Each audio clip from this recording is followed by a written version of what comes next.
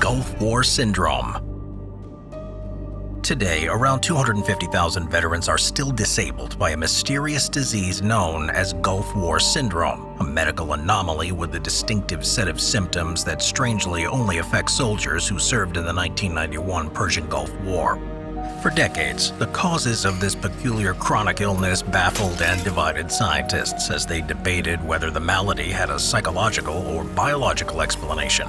And it's only recently, over 30 years after the end of the conflict, that some of them have claimed to have found the definitive answer. The Gulf War. On August 2, 1990, Saddam Hussein ordered Iraqi troops to cross the border into neighboring Kuwait just 2 hours after the breakdown of peace negotiations, claiming that the Kuwaitis were illegally extracting oil from the Al-Rumayya oil fields that straddle both sides of the frontier. By August 8th, Hussein had formally annexed Kuwait and was referring to it as Iraqi's 19th province. In response, a 956,000-strong NATO peacekeeping mission dubbed Operation Desert Storm, composed of soldiers from the USA, the UK, France, the UAE, Egypt, and many other nations, was sent to the Middle East to liberate Kuwait from an Iraqi army that numbered around 650,000 personnel. On the morning of January 17, 1991, Operation Desert Storm commenced with a devastating U.S. airstrike targeting Iraqi air defenses, communication relays, weapon factories, and oil refineries. Following a 5-week campaign of aerial bombardment, NATO ground troops would finally make an appearance on February 24th for Operation Desert Saber, where they were ordered to make incursions into Kuwait and southern Iraq. It would prove a decisive intervention, for within the space of just 4 days, the Iraqis were expelled from Kuwait, while NATO forces penetrated the region of Iraq just south of the contested Al-Rumayya oil field, overcoming the last pocket of Iraqi resistance there a day before a ceasefire was announced on February 28th, where Saddam Hussein agreed to the respective sovereignty of Kuwait and to dispose all of his weapons of mass destruction. Gulf War syndrome and symptoms. Although the war had officially ended, for many Gulf War participants on both sides, it would mark the start of another, more personal battle. With the ink barely dried on the armistice documents, many veterans began to contract a diverse catalog of perplexing symptoms, ranging from cognitive issues like depression, forgetfulness, loss of focus, and insomnia, to physiological problems such as headaches, fatigue, back pain, as well as respiratory and gastrointestinal disorders.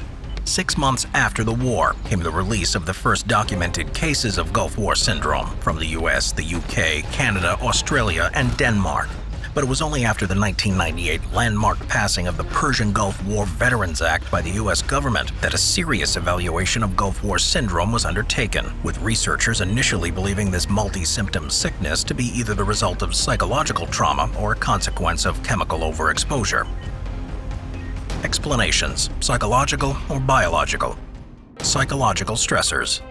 Among the first explanations offered for Gulf War syndrome was that similar to post-traumatic stress disorder, or PTSD, suggesting it was a psychological disorder arising from the stresses of combat, with advocates pointing to the well-established fact that traumatic experience could cause a multitude of psychological and biological side effects. It's true that although the Gulf War was brief, it was just as violent as many other conflicts. A survey of thousands of combatants revealed that they were most distressed when witnessing the death or injury of an enemy soldier, being attacked by enemy fire, or seeing a comrade wounded or killed in front of their eyes.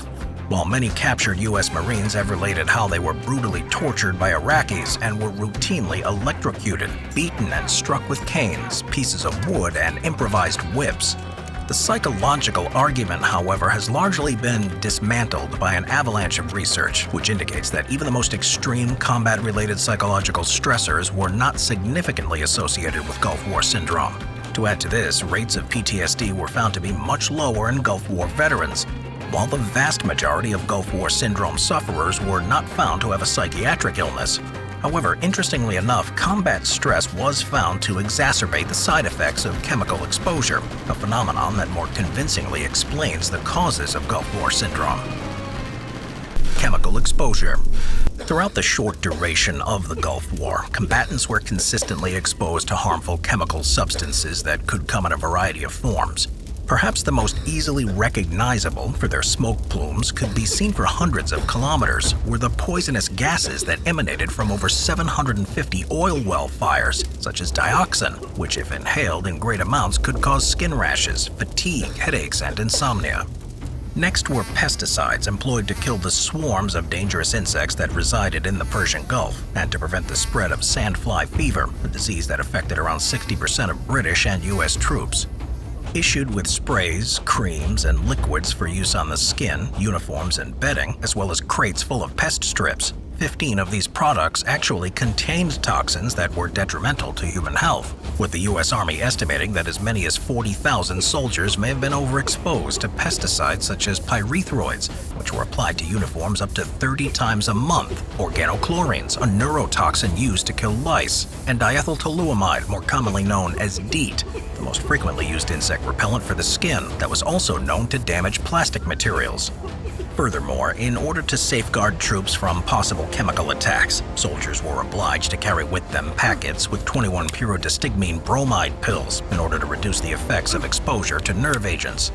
Although the recommended dose was 30 milligrams every 8 hours for a time period of 72 hours, followed by a 24-hour break, troops often ignored it and took it constantly after widespread reports of dead sheep, goats, and camels convinced many that the Iraqi invaders were actively using chemical weapons. Numbering over 5.3 million doses, a reported 250,000 NATO personnel took PB tablets, which, if injected too frequently, can cause side effects that mirror the symptoms of Gulf War syndrome. Another hazardous substance that Gulf War servicemen and women also had to contend with was depleted uranium, which could be found in low levels in spent munitions, since it was known to increase the penetrative effectiveness of projectiles, and as a layer on heavily armored tanks because it was also prized for its protective qualities. Overall, DU-infused missiles hit a total of 21 NATO vehicles, while many troops suffered overexposure during a cleanup operation in July of 1991 after an accidental fire at Camp Doha in Kuwait destroyed many M1A1 tanks and munitions lined with depleted uranium. Lastly, low-level exposure to sarin, a nerve agent first synthesized in Germany in the 1930s, as well as mustard gas, a staple of chemical warfare created in 1822 and widely used in the First World War, have been pointed to as a possible high-risk factor for Gulf War syndrome. The appearance of these chemicals has been attributed to the bombing of Iraqi chemical plants from January 19th to the 24th of 1991, and the subsequent decision to disregard the warnings of chemical alarms on the basis that they were false and meant to cause panic among the Allies. Their emergence has also been traced to the destruction of an ammunition depot at Qamishiyah in Iraq in the aftermath of the war in March, which produced a plume later thought to contain nerve agents that were potentially inhaled by up to 95,000 personnel. What was the root cause? The cause of Gulf War syndrome was most likely the result of a combination of these toxins, and recent research has helped narrow down the candidates even further. Although many were convinced for a long time that their chronic condition was the result of irradiation, a study from 2020 from the University of Portsmouth examining the levels of depleted uranium in the bodies of patients diagnosed with Gulf War syndrome found that none had been majorly exposed to it. The mystery, however, according to some researchers, has been solved after a 2022 assessment funded by the U.S. government of over 1,000 Gulf War veterans affirmed that low-level sarin poisoning was the principal cause, with results demonstrating that those with a weaker PON1 gene, which plays an integral part in the breakdown of toxicants in the body, were found to be 9 times more likely to be diagnosed with Gulf War syndrome. Conclusion. Although the authors of the 2022 paper claim they have solved the puzzle of Gulf War syndrome, it will take further evaluations to fully confirm their findings. Nevertheless, it represents a watershed moment for those whose lives have been ruined by this debilitating disease, with treatments based on this research now being developed and likely to become available over the next few years. It's thanks to diligent scientific inquiry that veterans suffering from Gulf War syndrome will soon be able to recover that semblance of normality in their daily lives that was stolen from them by one of the most terrifying nerve gases of the modern era.